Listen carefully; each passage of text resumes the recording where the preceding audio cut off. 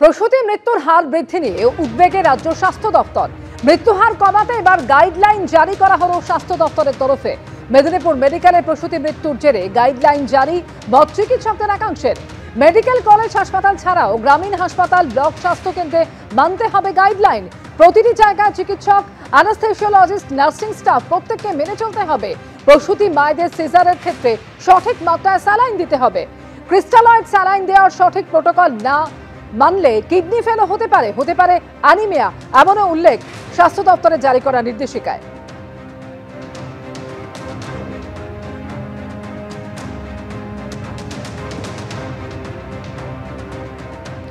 পরের খবরে আসবো। কটক স্টেশনে ভেঙে পড়ল ছাদের একাংশ। পুরনো দেওয়াল ভাঙার কাজ চলছিল আর তার জেরেই এই ছাদের একাংশ ভেঙে পড়ে বলে জানাচ্ছেন কটকের ডিসিপি। যদিও এই ঘটনায় হতাহতের কোনো খবর নেই।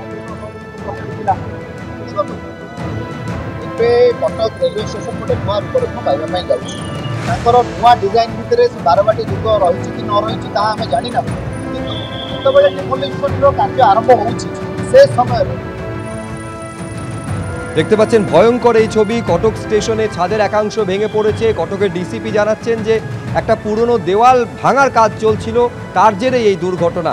যদিও স্বস্তির খবর, এখানে হতাহতের কোনো ঘটনা ঘটেনি। ভিন রাজ্যে বাঙালি হেনস্থার অভিযোগে প্রধানমন্ত্রীকে আক্রমণ চন্দ্রিমা ভট্টাচার্যের। বাংলায় আসলে মা কালীকে দেখতে পান প্রধানমন্ত্রী, দেখতে পান কুমোরটুলি।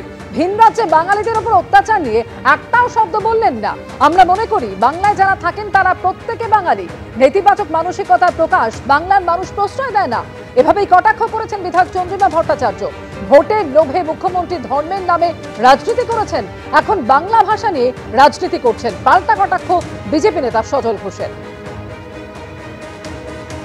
এটা অত্যন্ত ভালো একটা পোস্টার মায়ের শক্তির আরাধনার সূচনায় যে খুঁটি পুজো হচ্ছে সেই মণ্ডপে লাগানো হয়েছে।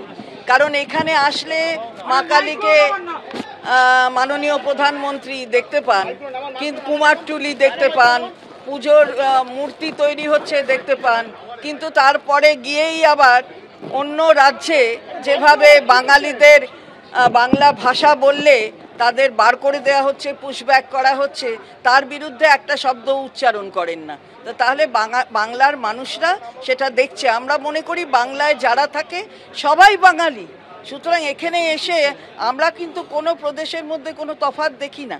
ফলে এই যে মানসিকতা, এই মানসিকতার প্রকাশ যারা ঘটায়, এই নেতিবাচক মানসিকতা, তাদের বাংলার মানুষ কখনো প্রশ্রয় দেয় না, কখনো দেবেও না, কখনো দেয়ও না।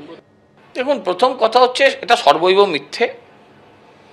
দ্বিতীয় কথা হচ্ছে মুখ্যমন্ত্রী কখনো রাজনৈতিক ভোটের লোভে নিজের নির্বাচনী বৈতরণী পার হওয়ার জন্য কখনো ধর্মের নামে রাজ্যকে ভাগ করেছেন, এখন ভাষার নামে ভাগ করতে চাইছে। যারা বাংলা বাঙালির নাম দিয়ে যারা ভোট ভাঙতে চাইছে তাদের কাছে জিজ্ঞাসা করি, 26,000-এর চাকরি কিন্তু কোনো গুজরাটি এসে খায়নি, সারদার টাকা কোনো মারাঠি লুট করেনি, কসবা ল কলেজের রেপের পেছনে কোনো উত্তরপ্রদেশের বিহারি বা বিহারের কোনো বিহারি নেই, আমার আরজিকরের ঘটনার পেছনে কিন্তু বাঙালিই আছে। তাদের এই বাংলা বাঙালিয়ানা বাংলার মানুষ মোটেও ভালোভাবে নেবে না। তারা বোঝে বাঙালি আবেগপ্রবণ জাত, কিন্তু বাঙালির অনুভূতিটাও এত ঠুনকো নয়, তারা বুঝতে জানে।